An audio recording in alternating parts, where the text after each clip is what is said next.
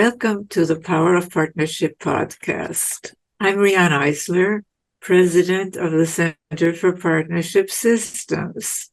This podcast brings you voices from the partnership movement, people using partnership practices to build a world that values caring, nature, and shared prosperity. The Power of Partnership podcast is hosted by Cherri Jacobs Pruitt, a health policy and partnership scholar. And now on to today's POP podcast episode.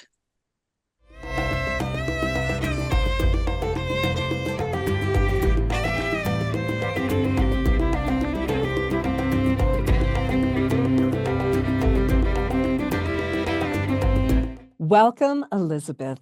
On behalf of Riane Eisler and the entire team at the Center for Partnership Systems, I want to welcome you to the show. And thank you for joining us from your home in Austria, Vienna. Thank you to be here. I'm really excited and happy to have this conversation with you. Thank you so much.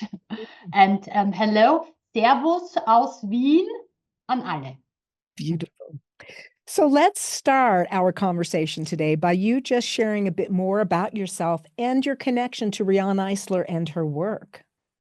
So where can I start? Maybe I start. I was reading her book years ago. So it's in German since 2019, I guess.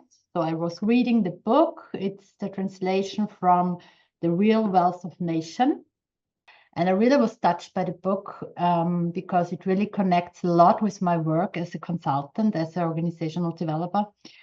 And I also started very early to get in contact with Riane because I'm very touched because she was born in this town where I live now for 25 years. So she grew up here in Vienna. And she barely could escape with her parents in the Second World War, and a lot of her relatives were murdered. Thousands of people were murdered by the Nazi regime. So I'm really touched by this because it's just like maybe 20 minutes to go to where she lived as a child. So it's really close. I'm really connected with her work in a lot of my roles, like as a human being. I'm connected with my whole human being is connected with her work, and also as a consultant. And I'm a political activist, so I really try to do my stuff for a partnership system, country, society, and yeah, I'm also connected to her work because I'm a mother, I'm a single mother, I'm a business mother, I'm a mother of a wonderful daughter who has a life-limited disease. So there are also a lot of caring things around me. Yeah, so I feel very touched, very close, and very responsible to work with her work, with her researches, with what she gave to us. Beautiful. So let's start digging into each of those areas. So let's start first with your work as an organizational developer. And can you help our audience understand how coming into this work using the partnership-based paradigm that Riane so clearly outlines in all of her work, including The Real Wealth of Nations, how that shows up as an organizational developer? Yes. I'm now a consultant, an organizational developer for more than 20 years. In my further job, I was a social worker against domestic violence. And then I started this consulting business, and I was always confused by the rules and laws and patterns in the organization. In different organizations, there are always the same stories. So it's like the same problems, even if they are very total different areas or businesses. So I started to work with the Beta Codex. It's called Beta Codex. So it's a human-oriented management theory based on one of the pioneer is Mary Follett. She was really she lived 100 years ago, and she was really a great organizational researcher, and she was a democratic activist, and she really found out that there are different patterns in organizations, and that for democratic societies we need to build great relationship, great teamwork, and network organizations. And so the Beta Codex now it's a developed. It's a great theory I work with, and maybe I can also show you a picture in this call for the people who are viewing this interview, and I will explain it to all who are just listening.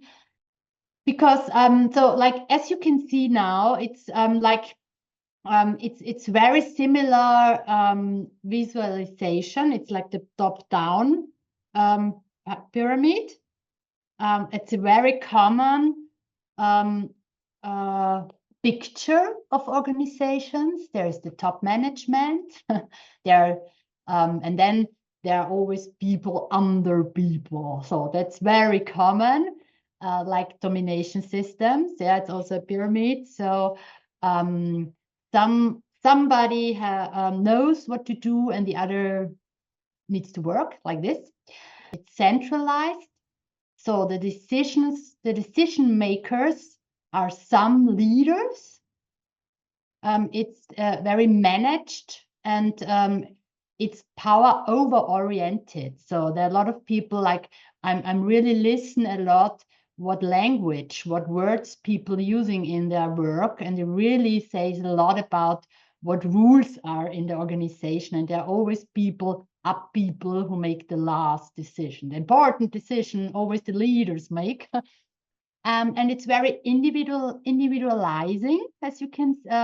It's very so everybody has his goal, her goals. Everybody needs to be developed. So it's really like a developing individual. And it's functional divided. So there's this division and this division and this division, and there's so it's really divided, and it's kind of mechanistic and fixed organization. So it's kind of an organization that is finished. Everything must be clear. Now the people just needs to work, and it's like I said already, it's leading people. It's and I think this is really a worldwide big problem in a lot of companies, that we have great leadership development programs, but we are always still have a domination of leading people. So there are always some leaders that are more developed, and so that they can develop the other adults. So, and then there is as you can see, there is the other organization. It's the beta organization. It's it really looks very similar to the partnership system picture. It's connected, and it's like a network, and it's like really you work at the same range. So you're really, like in Austria we say, arbeiten auf Augenhöhe. So there's nobody up and there's nobody down.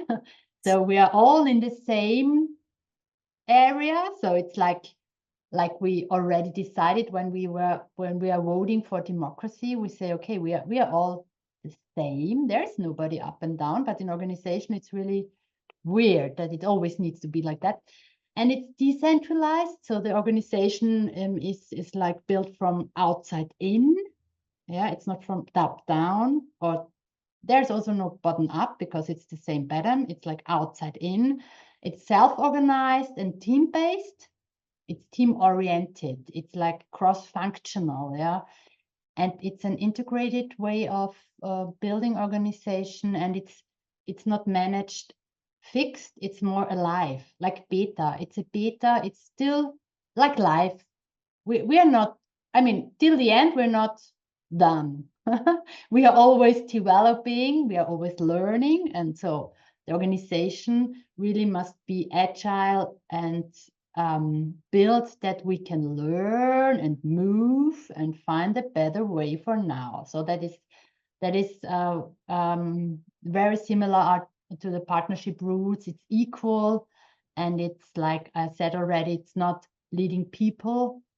People are leading topics, and teams are leading business. So this is really very, very important for my work, that it scopes so much with the domination and partnership. And like I already said, that I'm really affected by the work of Mary Follett. She was 100 years ago, and it was Mary Follett who was the first woman and the first researcher who really go for this power with. So she said we need to build an organization where the power with can grow, so the organization becomes more powerful. So we don't need powerful leaders.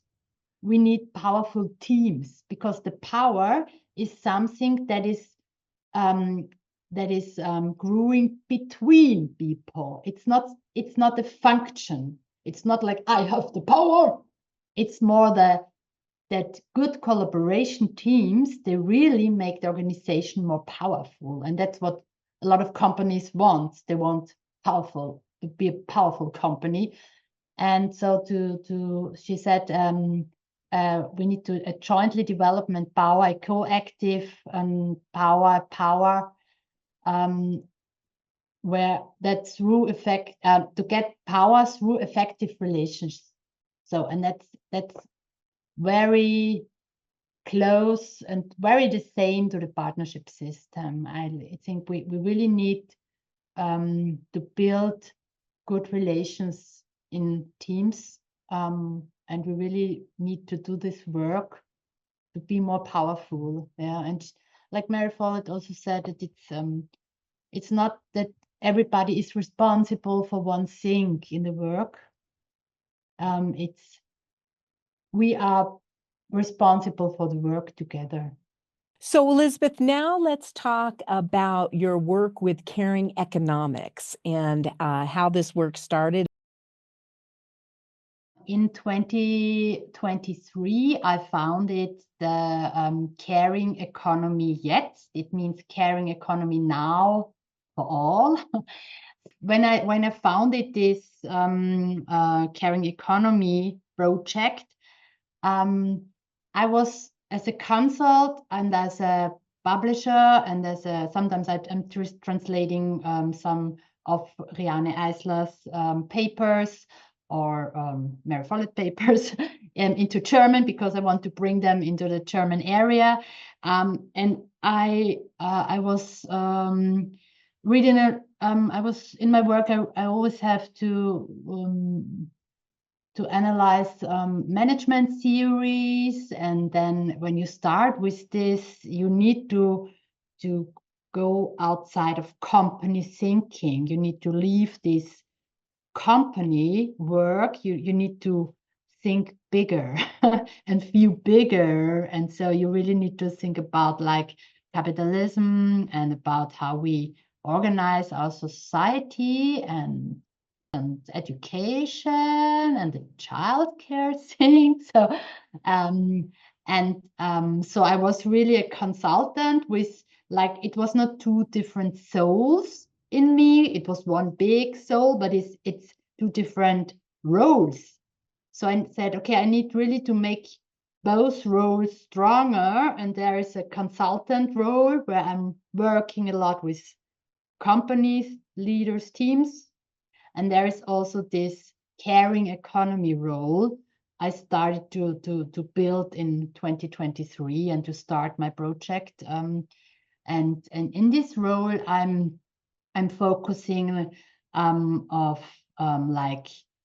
economic data, showing, connecting economic data that are not connected now. Yeah, like we're always talking about economy, but we like in the television news or in the newspaper, we're not talking a lot about unpaid care work, which is the largest economic sector, and which is like the fundament of all the other economic sectors. So it's really strange that we don't talk about all sectors we need to talk about. So I start to talk about that. I start to bring every month, we bring, it's called Zahl des Monats. So we bring one economic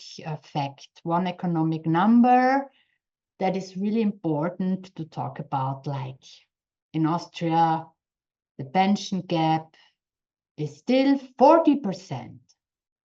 It's 40%, that's a lot. A lot of like women are working more than men every day. Like when you take the unpaid care work and the paid work together, women are working daily more hours, but they have 40% less pension. And 10 years ago, and in the last 10 years, the success is that this gap closed just 3% less. So, that's very interesting because we are a really rich country, Austria. It's a rich country. So caring economy is just to remember why economy or what for economy is what for. It's just we need to put this word caring in front of economy that everybody knows.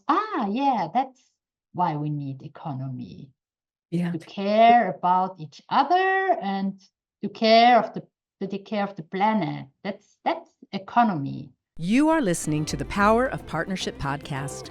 We hope you are enjoying today's episode and you will consider joining our family of sponsors. Or you can help us attract sponsors by downloading, following, or subscribing to the series and liking and rating each episode you view on YouTube. We also would love to hear from you, including if you have a partnership story that you would like to share. Reach out to us at center@partnershipway.org. And now, back to today's episode. So if people subscribe to caringeconomy.yes, then what do they receive? So they receive a monthly information about a very important economic number fact, and then we also invite them to online sessions. We like promoting books, economic books, caring economic books. So we. And then on these online sessions or online readings we are organizing, we're connecting different care communities, care networks, so to come together. So it's international. We never had one in English, but maybe after this we can start in English. Why not? So we make online readings that to listen to great books and also to talk about great books and also to connect networks, because I think there are already a lot of care networks, caring economic networks, new economic networks, and I think now it's the next step to do is to connect us, because I think then we will be more powerful, like so. And then we also try to influence political decision makers. So we are sending them information. Are we inviting them to meetings? Are we asking them for some statement? So we really want to connect with them and also to We are always inviting journalists, so to start to write more about caring economics, not just on like gender or women's. It's not a women's stuff. It's an human beings stuff. So a lot of work to do to bring it more in the news and in the heads that, yeah, so that's what we are doing.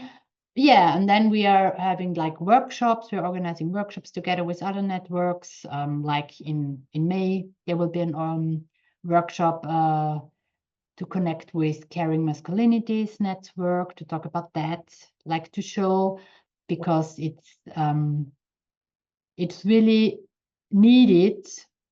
We have too much wars. I mean, we have wars, and we have too much wars, and we have too much domestic violence in the countries, and so we really need another way for masculinities, and so not the toxic one, the caring one. So like this. So we always have focusing some topics, and then we're talking about it, we're inviting, we are writing, and it's also an invitation to send us numbers or data, or to bring us together with other networks. So it's not just one way receiving. So we also need to exchange. Yeah. A truly partnership-based network, which is great. Totally partnership-based. So I will definitely include the link to that in the show. Yes. Right. And I hope that our audience will check it out, as I will be Yes. after the show. I'm very much looking forward to it. So Elisabeth, before we move towards closing our discussion today, I would love for you to share a bit more about your life as a mother. I know you have a 12-year-old daughter, as you shared briefly earlier, who has a rare and life-limiting disease, and how even here, the partnership paradigm and approach has been such a critical contributor in your ability to navigate her care needs. So can you share more about this? Like my daughter, she really needs 24-hour caring, help, love. So she's 12 years old, but she's really very addicted to other people. And she always needs a bodyguard, because that nothing, that she's not in danger. She needs a lot of medicine. She needs a lot of caring, and so when she was born healthy, and then she after some months we saw, okay, she's not healthy. Maybe she will. The doctor said she will not live for that long, and we never know how long she will live. So we need like to make the best out of it every day. In this, I really created a cooperative caring model. So that, like in Austria and in a lot of other countries, caregiving relatives a lot of times play the main role in this. It's not a game, because it's our life. And a lot of women, caregiving women, are not able to work, to have a paid work. So they are really very much focused on this role. So I started very early, even when we are the first months, when we really spent a lot of time in hospital. I went out of the hospital and have a workshop with with teams, and I really started to build a stable caregiving team around my daughter, so where I can step back a little bit. I mean, I'm still having a main role, but really to have step back a little bit, that we all together take care of this citizen of this country. So I'm saying that because it's my daughter, but it can be the daughter of the neighbor next week, or it can be the mother of the other neighbor tomorrow, or once in a while. Everybody of us needs to give care or to receive care. So it's really something total human. So it really needs a stable team of profis, of experts, like nurses. I have a stable nurses team, and I have we live in a caring community area, because I really try to cope with the communities, with the neighbors. And we also have a great cooperation with an inclusive school. And since last year, they're opened it's a Kinder Palliative Care Center, where she every 2 months can be there for 1 week, so that I can breathe a little bit more. Or like, yeah. So we really need to find a cooperative caring model. And that's why I really, really work for it, to make it more and more to spread it around where I am, that we need more mobile home care nurses, and we really need nurses with great working conditions, stable nurses teams. We really need, this is nothing that we can change people a lot of time, because to take care of people who like cannot talk, or who are weak, or who are sick or something, it's really that much important that they are connected with the caregivers, and they really have a relationship with the caregivers. So like in Austria, we have a Pflegenotstand. It's with a crisis, a care crisis, and it's self-made, because we have management concepts that separate the work from people, and that's destroyed the work, because taking care is always a relationship work. And so we need stable teams, and we need more home care nurses, and we need to build more caring communities. So it's not a private stuff. So it's nothing private. Caring of others, it's a totally society focused topic. And there are also economic facts that shows building more home caring work is really good for value creation, for the economic system. So it's a booster, it's an economic booster. So it's because it's always say we don't have that much money for home care, but that's a misconception, because the money for home care will bring double money in this economic system. That like there is from WIFO, it's really a important statistic center in Austria.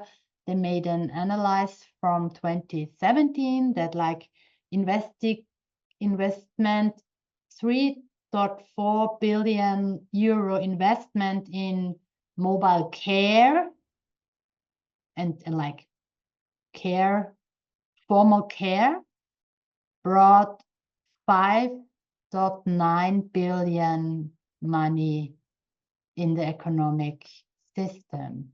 I mean, that's wow, that's really a lot. Or like, I also have another in another country. I can also show, bring in the show notes like that, when the main role is not the relatives, when I'm not playing the main role in caregiving, it really closes the gender gaps. So closing the gender gaps means that more women are working in companies, and that's good for the economy, for the companies, for the women. So they are, so there are so many positive effects of that. Beautiful. That it's really, really important to keep on talking about that, thinking about that, and doing something for that. So that's really important. So I will include a link to the Center for Partnership Systems in the show notes, along with all of the other wonderful resources that Elisabeth has been talking about and sharing today. I will also include a link if you would like to sponsor the Power of Partnership podcast so that we can continue bringing you all these wonderful stories of how people are bringing partnership into the world wherever they're located. Well, Elisabeth, I have really enjoyed our discussion today. I'm wondering if you have any final words that you'd like to share with our audience before we close. Yes, thank you for this invitation. It was really great to talk to you and to talk about all these important topics. I think now I think it's important that we start more or train more to leave bubbles and to go to the outside bubbles and to go to the borders. Because I have the feeling like the world is now developing the way, so it's really kind of scaring. We should maybe connect more between the bubbles and start to build here more networks, even if it's not easy always, because it's really comfortable to to be in a bubble and to know, okay, we all want the same, but the others, they don't want the same, so we need to come together with the others. That's the work to do, I think, right now. And I think we should stay confident and never underestimate what we can achieve together. I think that's really, there's so much power. We should always think about that. And Riane's work and the work of the Center of Partnership System is really a grateful container where we can benefit, which we all can benefit. And that we always have, don't forget that there are alternatives and possibilities. And maybe one thing, if things are really not good at all, my recommendation honestly is dancing to a cool song usually helps to get out of it. So just listen to a great song if it's not working. Sing on a note about music, which I so appreciate. That is beautiful. So, Elisabeth, thank you again so much. It's really been a pleasure. Yeah, thank you too, and all the people who are listening are viewing this. Just get in touch if you are interested. I'm here in Vienna, so if you're in Vienna, just step by. And when we say bye, we say baba. Baba. It means Bye-bye. tschüss. Thank you. Bye. Thank you for listening to the Power of Partnership podcast. We're grateful to Rising Appalachia for the use of resilience as our Power of Partnership theme music. If you would like us to feature your partnership story, or if you would like to be a proud sponsor of the Power of Partnership podcast, please contact us at center@partnershipway.org. We hope you enjoyed this episode and will leave us a review on your favorite podcast channel. And don't forget to subscribe to be notified when new episodes are released. I'm Cherri Jacobs Pruitt. See you next time on the Power of Partnership podcast. I am resilient. I trust the movement. I negate the chaos. Uplift the negative. I'll show up at the table again and again and again. I'll close my mouth and learn to live.